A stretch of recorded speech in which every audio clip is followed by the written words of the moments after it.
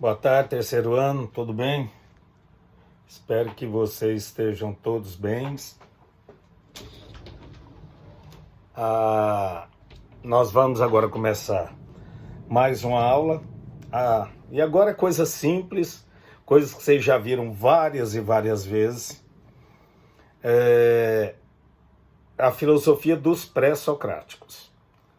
E vocês já sabem, pelo menos eu acredito que vocês vão se lembrar bem disso. Muita atenção.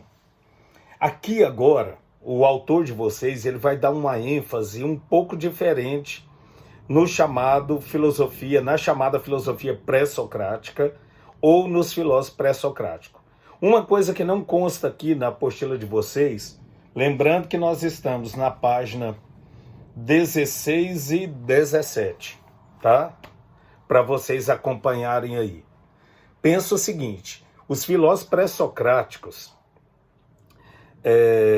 primeiro eu vou falar o que não tem na apostila, para vocês se lembrarem, depois nós vamos andando conforme a apostila de vocês. Esses filósofos chamados pré-socráticos, eles vão querer, agora, nesse exato momento, tentar uma explicação racional das coisas que aconteciam. Então, a primeiro momento, eles não desprezam aquilo que é místico. Por quê? Porque a partir desse misticismo é que eles vão começar a questionar. Então, eles vão começar a questionar essa parte mística até chegar. E daí eles vão tendo um andamento, a ponto depois de separar o quê? O misticismo da razão. Então, a priori, eles começam assim.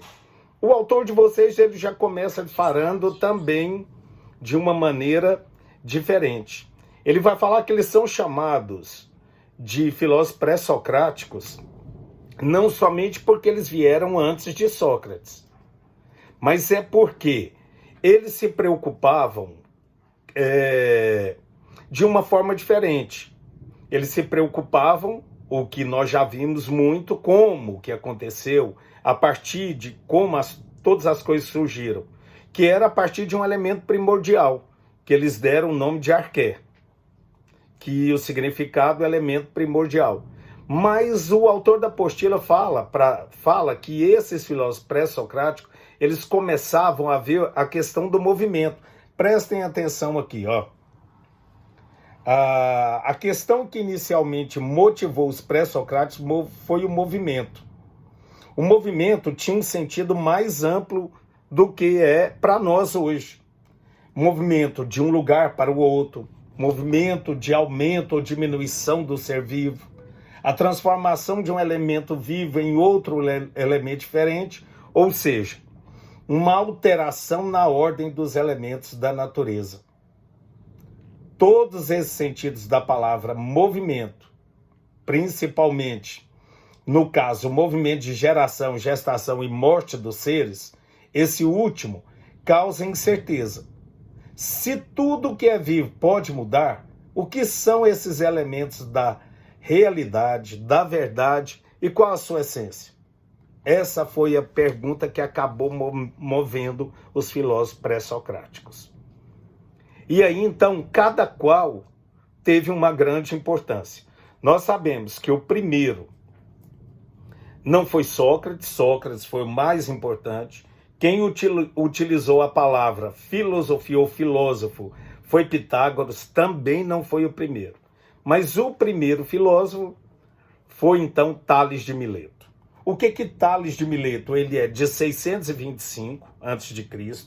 a 558 a.C. Então nós temos aí século 7, 6 a.C., que é mais ou menos isso aí, até chegarmos então aos filósofos mais contemporâneos, né? E ele então, qual seria então esse elemento primordial para Tales? Segundo eles, os estudiosos, eles afirmam que Tales ele começou a observar a água. E a partir da água, pela quantidade, menos água, tudo se movia e tudo era criado a partir da água. E a água de que maneira? Gente, sempre pensando que não é tão simplista assim como é colocado para nós nos livros ou apostila didática. Porque isso demanda tempo. Até que se prove uma teoria, você pensa, ele foi in loco, ele trabalhou, ele fez pesquisa de campo.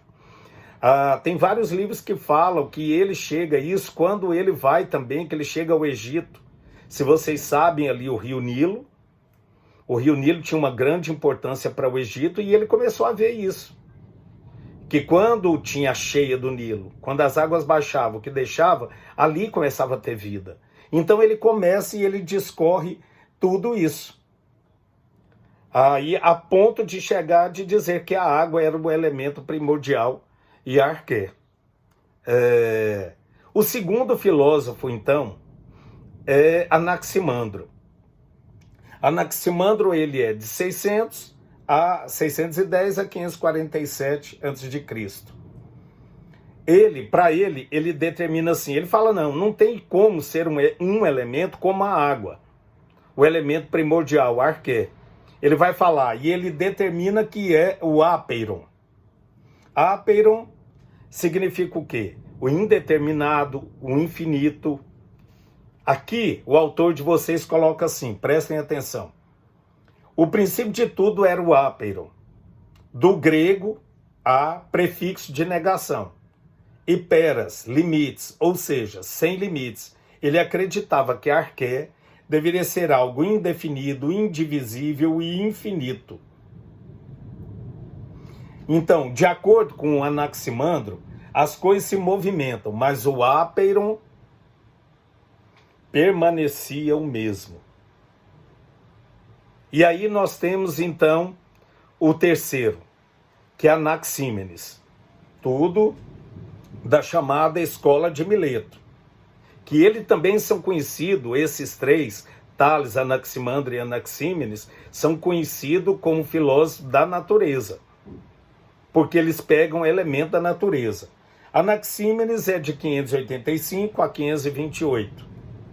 Ele vai falar, então, ele pega e acrescenta alguma coisa aos conceitos do seu mestre. E ele acredita que tudo viria do ar. E que isso vai depender como? Ele coloca aí da rarefação e da condensação. Então, menos ar formaria algo. Mais ar condensa, formaria outras coisas. E aí você pensa nisso. Não se esqueça. Escola de Mileto, filósofo pré-socrático, conhecido também como filósofo da natureza, Tales de Mileto, água. Anaximandro, apeiron. E Anaxímenes, ar. Um abraço, estou com saudade de vocês e espero que em breve nós vamos estar juntos.